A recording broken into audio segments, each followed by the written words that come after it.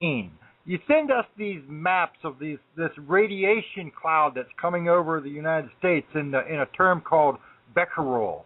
Okay, I know what a rad is. What is a becquerel in relation to a rad, and how many becquerels equal a rad? How many becquerels can I take if I was around it? And is a becquerel worse than a rad? And how much wood could a woodchuck chuck if a woodchuck could chuck wood? Basically saying is, if you're putting the numbers out there and you're telling them to the people and the people don't have a freaking clue what you're talking about, then what you're doing is basically useless to begin with.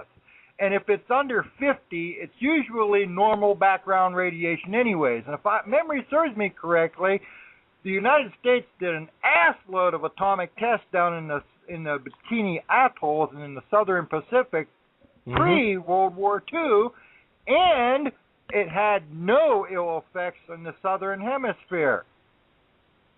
It did directly on the Bikini Atoll, but the rest of the Southern Hemisphere, it suffered no effects whatsoever.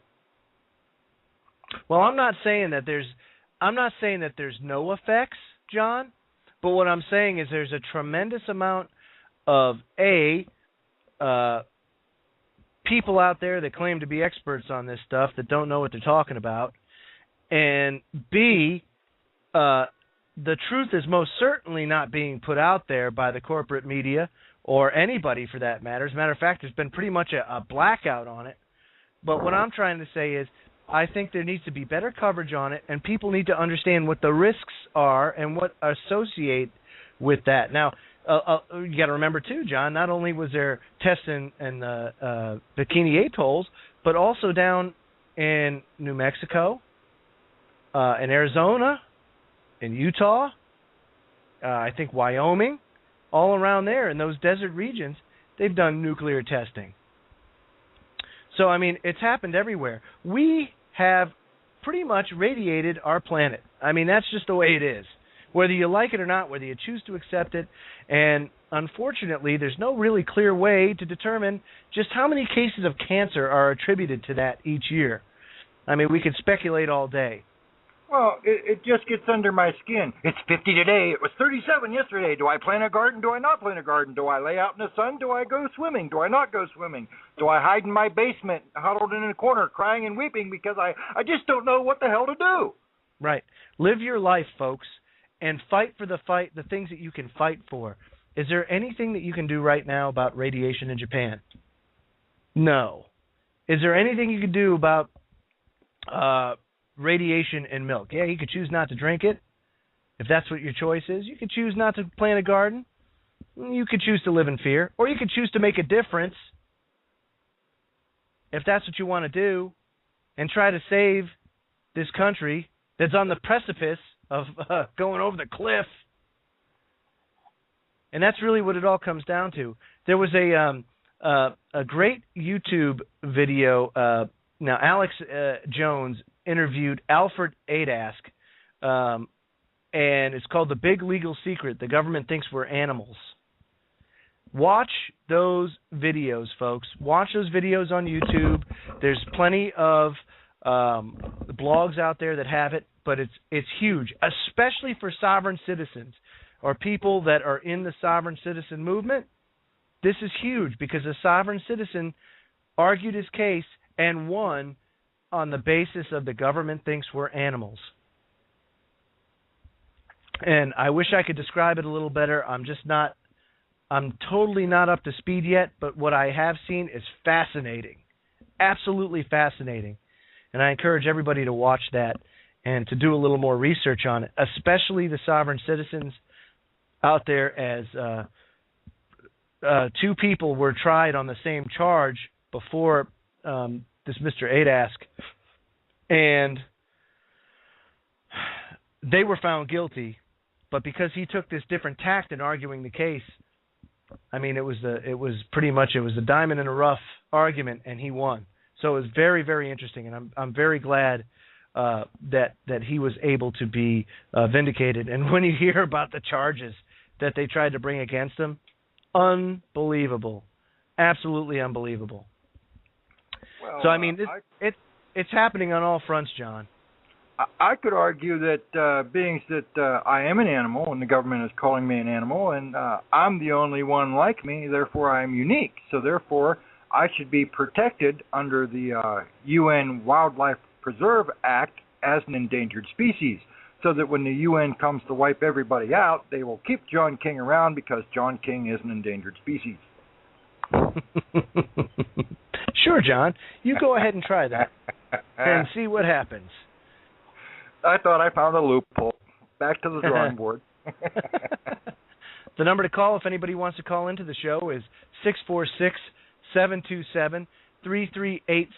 That's 646-727-3387. I wanted to put a plug in for Gwen's show on Freedomizer Radio tomorrow night. That's at 8:30 Mountain Time, and she's going to be having Michael Murphy on her show, and that is, I think he's on What in the World Are They Spraying? So that should be a great interview. That's 8:30 Mountain Time tomorrow night on Freedomizer Radio. That's Gwen, who's a Generation Keeper in the chat room. So by all means, tune in and listen to that. I'm going to take a quick break. John? Before we break, Joe, I just want to explain something to maybe some people that are confused as to why the Intel Hub News Network Freedomlink Radio is plugging Generation Keeper show over on Freedomizer. We are not upholding to anybody, period. We are mainly concerned with knowledge, the truth, networking, and getting something done. To hell with the lines that the idiots are trying to draw between us. It's time to cross those lines, erase those lines, come together as one voice, and tell those idiots down there, screw you, we're not taking it anymore. That's it. We'll be right back, folks. The eyeballs are floating.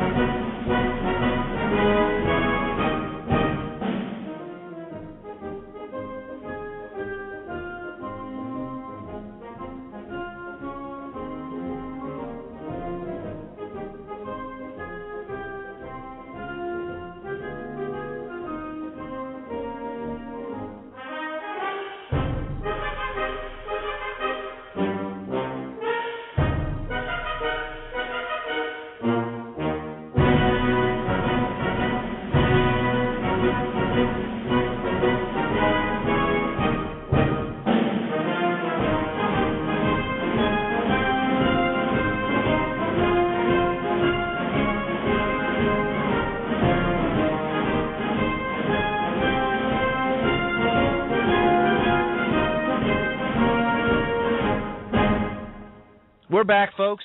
Now, here's an article that I found very interesting. Remember that our national debt right now is what, 14.6 quadrillion dollars or whatever. And I mean, they say trillion. You know that what they're saying is not what it really is, right, John? Johnny boy, are you muted again, man? You sure are. John? Okay, thank you, John. Yes. I just sat down. I'm sorry. You suck. Anyway, the article that I'm referring to is let's see, ArizonaCentral.com. President Obama will call for billions in aid to Arab nations. President Barack Obama will use his speech to the Arab world today to call for billions of dollars in financial assistance to Egypt and Tunisia as part of a comprehensive approach to the Arab Spring movement that he hopes will boost democratic reforms and American reputation in the region. Yeah, okay. So here we are. We can't pay our own bills, right? We're already at the debt ceiling. Or actually, we're over the debt ceiling now, right, John? As of now, yes, we are. And, if memory serves me, Joe, we were giving aid to Pakistan, who was turning around and giving it to Osama bin Laden to get him free Dish Network. Sure, of course. So, I mean, here we are. Just, it doesn't really matter. And this all comes back to my my good buddy Griff's argument, what's a dollar? And this is just crazy. They don't care. It's just monopoly money to them. And really, that's what it is. But the fact remains that here we are. We can't pay our own bills. We're a couple of months from things shutting down. Now, do I think that that's going to happen? No. Do I think that they're going to raise the debt ceiling? Yes. Absolutely, they're going to raise the debt ceiling. And don't be fooled for a minute by what these Republicrats are saying in Washington. Oh, well, we want trillions of dollars in cuts. Yes, that's the only way we're going to do it. Okay, well, let's see. Let's see what really pans out at the end of the day, shall we? Because there's one thing that I found out over the years is that politicians speak out their rear ends, and that's about all it's worth, about cuts. Whatever comes out of the rear end. Isn't that right, John? Cuts. The only cuts they're going to be doing are the lines on the dinner table. That's the only cutting they'll be doing. That's a fact. So, even though we can't pay our own bills, we got states that are cash-strapped, billions of dollars in debt. Oh, gosh, I mean, we could go on and on. Our borders are far from secure. Everything's going on, and here we are. We want to send money to Egypt and Tunisia. For what? For the advancement of pushing our will upon them, much like the reason why we're in Libya right now. Does anybody understand that that's a tribal setup, that's a tribal-esque type of government, that it's totally different than what we are used to, that what we know? And here we are trying to force our will upon them. It doesn't work. It didn't work when the British tried to force their will on us, and it ain't going to work now. In all of these Arab countries, it's not going to work. Imperialism doesn't work. History shows it. But because we're going bankrupt, we got to get all this stuff, all the natural resources, all the land, anything that we possibly can in order to do that. Well, Absolutely. And you know what? If I was to give everybody some advice, what I would tell them is to buy, if possible, physical silver, not futures, not paper silver, physical silver. And here's why. They have until August 2nd to either raise the debt ceiling or keep it to where it is. If they keep it to where it is, there's going to be massive, and I mean massive cuts. Austerity comes to the United States. If they do raise it, then the Fed is going to pump out more money, and in turn you're going to have inflation kick in. Either way, you're going to have the value of your commodities increase. And I know they're going to increase it by the article that I sent you earlier in the week, Joe, about, I think it was Alexander Higgins' blog, stating that Congress is about to vote on a bill that will that will give Obama the authority to call for World War III and